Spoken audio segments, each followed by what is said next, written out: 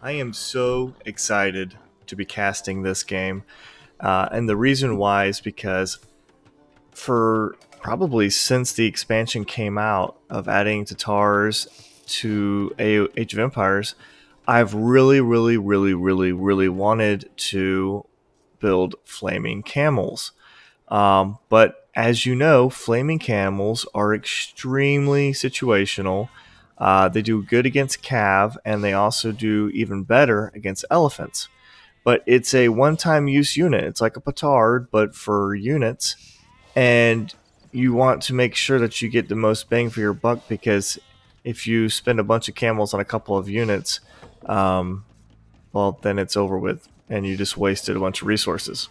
So, situational, and this situation is the perfect situation. Now, this game starts off rough for me. Not yet, but once he starts attacking me, it's pretty bad. And honestly, I probably should have lost. Just being honest, probably should have lost this game if he had done a little bit better. Oh, two sheep. That's what happens when you look away for a second. But if he had done a little bit better job pushing me, he probably would have got me easily into a GG. I was considering it. But he didn't. I got a chance to boom in the back, and he was building. Well, I'm getting too far ahead of myself. You know what?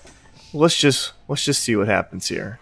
Actually, you know what? Let me take this time and tell you a little story about what happened today. So, the area that I usually work in as a police officer is somewhat country, right? But there's an area even further that is more country, and I got sent out to there because somebody needed to go do something else, and I had to go take a spot, and so it's like 30 minutes further away from where I usually work at, deep in the country. Like, we're talking like almost hills have eyes kind of thing. And slow it down here as he's sending a ram over here. So I'm sitting there, and I'm thinking to myself, man, watch some absolute crap call come out, and I get sent to it. A few seconds later, my name gets called. Well, my number gets called on the radio, and it says, "Hey, be en route. We have a car accident with injuries. Power lines are down, and people are being electrocuted." And I'm just like, did I just jinx myself? What the heck?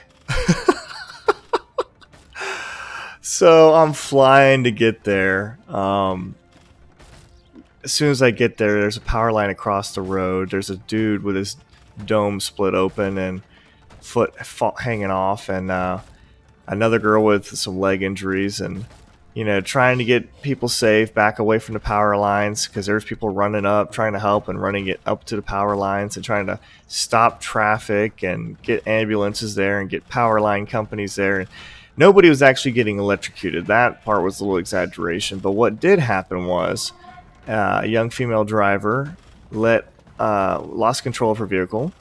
She hit a power pole, knocked the power pole slightly over. And a guy gets out of his truck to try and help her out, and a semi-truck grabs the power line that was hanging lower and pulls down the pole on top of him, busts open his head, and snapped his ankle off. So yeah, that was pretty gnarly. But hey, what do you know? It's time for some action here. And so this was not the plan, really, making Keshik. They're not necessarily my favorite unit. Kind of weak, only 9 attack and 110 hit points. But I already had a castle up. I don't have a stable up. And so I figured, you know what, I'm going to make a few, try and take out some of his siege, try and lure him into castle fire as much as possible. But you can just take a look at how things are going right here. And, I mean, this is pretty rough. This is a rough start. Like, he could easily come in here and raid my wood lines. And like, what am I going to do? I went with kind of a greedy boom. I have 2 TCs. And I will say, I actually did play this game hoping that he would go into Cav and I would be able to do Flaming Camels. And the reason why I say that is because the game before this, I was playing against a Khmer player, and I don't know what I was doing. I was being greedy, and I was booming up and not building any military on Arena. And he hit me with a ton of elite step lancers attacking my castles. And I built a bunch of flaming camels and took out most of his military. But my economy had suffered such insane amount of damage from the step lancers, I ended up having to call the GG. But after that game, I was like, man, I really want to do the flaming camels again because they absolutely wrecked the step lancers. And so I was hoping that I would get to do step lancers, or not step lancers, flaming camels in this video. And so that was kind of my idea. But I mean, look at this. 1 TC is almost down. I mean, like, just if he just streamed in some more light cab or something, or just literally anything, like, I'm dead. Like, pulling back here was a very poor decision because I'm going to repair my TC. I'm going to get a second castle up, and Punic Curse will continue to fight on. I was literally considering calling the GG here. I was like, this is it. Let me just restart. Let me try one more time getting these flaming camels out. But I stuck with it. And, yeah, just wait. I've got 2 castles. And at some point, I will get a 3rd castle, which is more than enough to get the flaming camels that I want. So now I'm trying to get some walls up. I'm thinking, well, he's not pressuring me as hard as he was. Maybe I can slow his roll a little bit. And I'm getting some monasteries up to make some conversions on these knights. It also just keeps him from wanting to go too deep into my base. And doing a 2nd layer of house walls now as well. Anything that's going to make him run into castle fire versus be able to have this villager's trapped. And I got a conversion, but that conversion was on a monk that, or a knight that was pretty low health to begin with. And I actually was trying to get the tech where you can convert siege, and I don't think, yeah, don't think they actually get it. So that was no bueno. Oh, and I should say, because I completely skipped over all this, my opponent is playing as the Khmer, and is about 1100 elo as well, just like myself. And I am the Tatars, obviously the only Civ that gets flaming camels.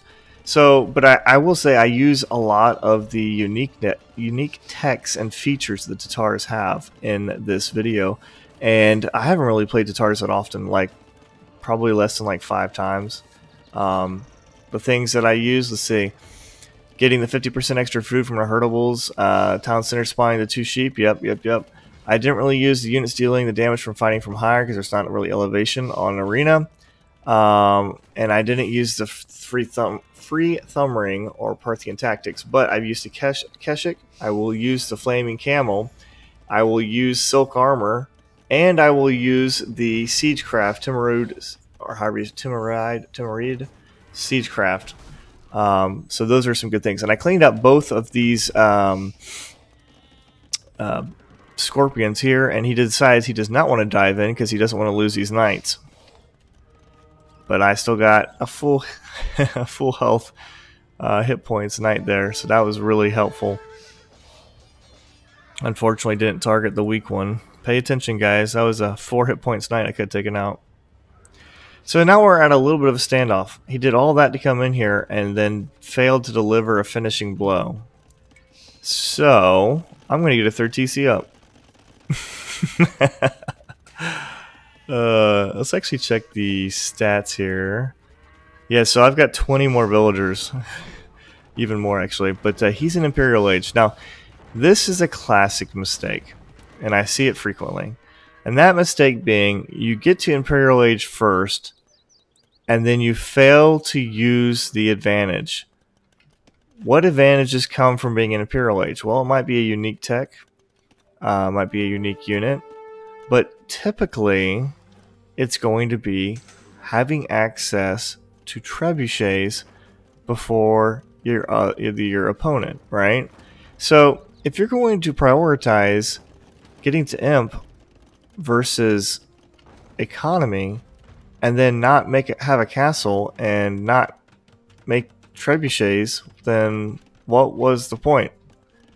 Because you're just now getting your first castle up, and I'm already 24% up to Imp. So yeah, just food for thought there. And I'm cleaning up the rest of the buildings in my base. I don't want him to pop anything out and surprise me. But he's not concerned about it. He's just like, okay, whatever. Get rid of my stuff. I don't care. Still maintaining a 20 villager lead despite going up to Imperial Age. And at some point I will re-wall this as well, just so he can't stream stuff in. And wall over here. Yes. We had a little bit of a break there. And coming out here to get this town center up so I can safely take this gold. Let's see what he's got unit-wise. A lot of light cav, some knights, and ballista elephants. Now, if you've seen my videos, you've seen Poop Lord's videos, I'm sure there's other people as well, you know that ballista elephants can chop trees.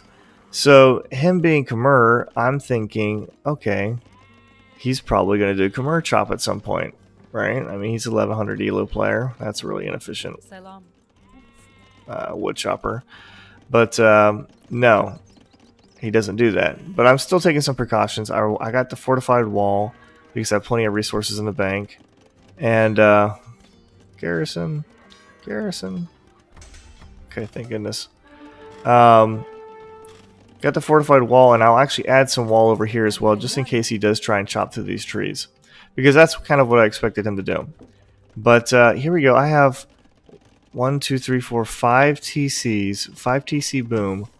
And dropping my third castle now. This is the guy that almost got killed earlier in the game. And I'm playing against Khmer. Khmer is an insanely strong civ. Just super duper strong. And I'm honestly surprised he doesn't have more food in the bank. I know he's producing light cav and getting ballista elephants. But like, you have lots of wood. And even idle villagers, like, drop some more farms. And really take map control. There's all these resources that you could be taking advantage of outside the base, and if you were to get pushed back, then you could take the resources inside your base. And then there's relics all over the place.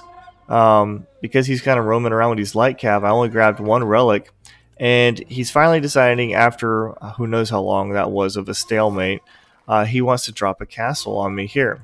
You can see that TC, and I don't think I can see his immediately. Let's see. Okay, now I see it. So that's fine. I'm going to just move my villagers back inside, and my sheep. Can't forget the sheep. The sheepers. But I'm getting out my own trebuchets. And I also have flaming camels. Now I'm making sure that the trebuchets come out where they can be used, but I don't want the flaming camels to come out yet because I don't want him to know about that. So his castle goes up. Now these trebuchets, and correct me if I'm wrong in the comments, but I'm pretty sure Tatars have the longest range trebuchets that there are. And they're about to be a little bit longer. They're 18 range right now.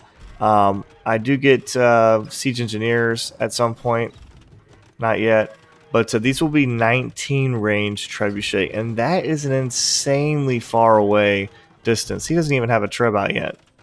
So this castle, he's just spending a bunch of stone trying to repair this castle to get his trebs up. Like, maybe you should have brought some supporting trebs from this castle first, and then you could have actually pressured this castle, because I've got 3 castles I can produce from. But look at his military. Every single unit he has, except for the trebuchets, is a stable unit, or, you know, cavalry of some sort. And what do burning, flaming camels do well against? Cav. So this is going perfectly for me. And let's see. Yes, 19 range. For example, though, yes, 16 range. So he's got 16 range. My trebs are sitting safely behind my castle here, and there's nothing he can do about it. 19 range trebuchets. So pretty fun tech to get, actually. Being able to outrange your opponent's trebuchets is pretty huge. And 24 light cav.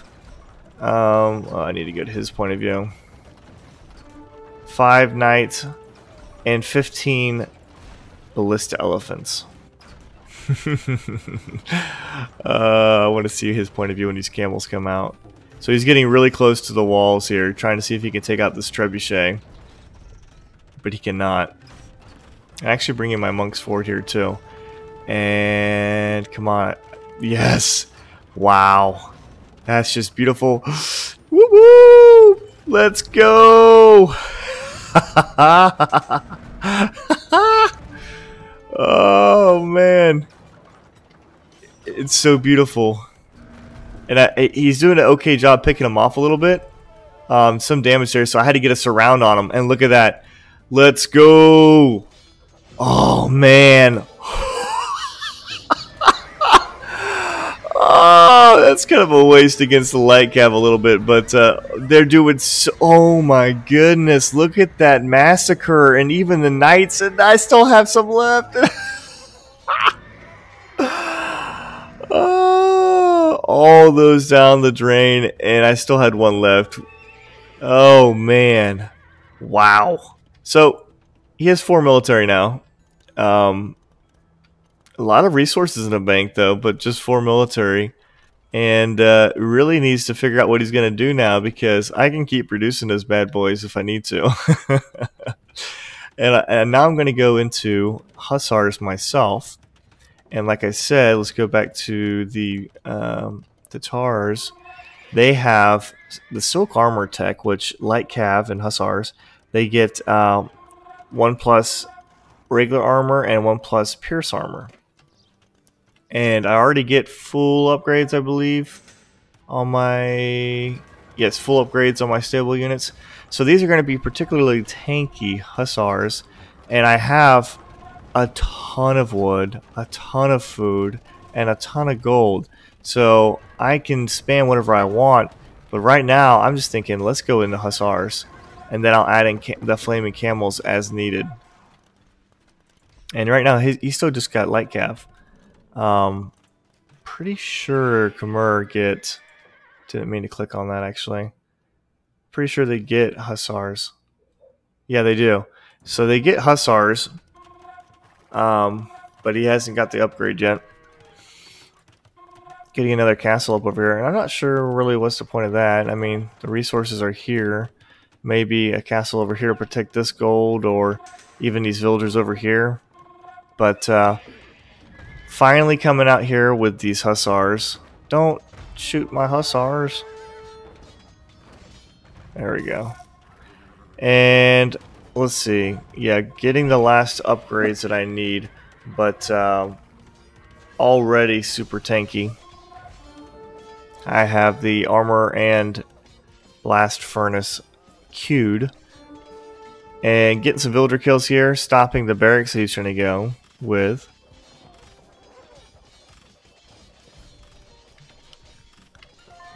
And even collecting a relic, because why not? Just in case this game goes any longer. And bringing my 19 range trebuchets forward, because I want to start pressuring these castles that he has. And he's actually sticking with the Khmer ballista elephants. Not a lot of them, but, you know, kind of surprised he was going to continue making them, considering the fact that I wiped them out so easily. And look how far away these trebs are. Like, this is an insane amount of distance to be shooting from. And I'm actually building a couple more flaming camels. I just want to have them if I need them. And he's actually going to try and come in here and snipe these trebs. I have 4 trebs over here. That's fine. I've got flaming camels, boy. I don't really want to waste them on light cap. I want to take out these ballista elephants. Boom, boom. Yes. And they do such a great job against these elephants.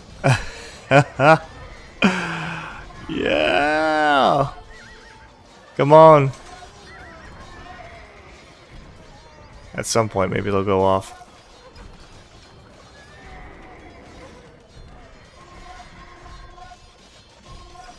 Nope.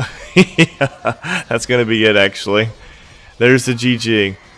Oh, boom. One last. Yes. Yes. Oh, as the last elephant over there goes down. But wow. You know, like I said, they're situational, but that was so much fun. Like to see a burning, flaming camel come running at your elephant. And ballista elephants, when you can mass up a decent amount, like those things are so hard to stop. Like you either need a crap ton of monks or maybe a crap ton of halves, but then you got to try and get in there without getting like choke pointed and then murked by the ballista elephants. Um, or maybe some bombard cannons or hoofnitzas or something like that. But even so, really hard to push a ball of ballista elephants. Well, if you have a Tatar teammate or you are Tatars, get them to build flaming camels because the flaming camels wipe out these elephants so easily. Wow, that was fun to watch. I was getting hyped about it myself. Villager count, I think I overboomed a little bit. Yeah, 140 villagers to 90 villagers, so 50 villagers. But I really just didn't want to stop creating villagers while I just got this economy absolutely rocking and rolling, because I can always, you know, delete some or send some into harm's way to get rid of them. But anyway, wow. So what do you guys think? Hopefully you guys enjoyed seeing something that you don't normally see, and we'll catch you guys next time.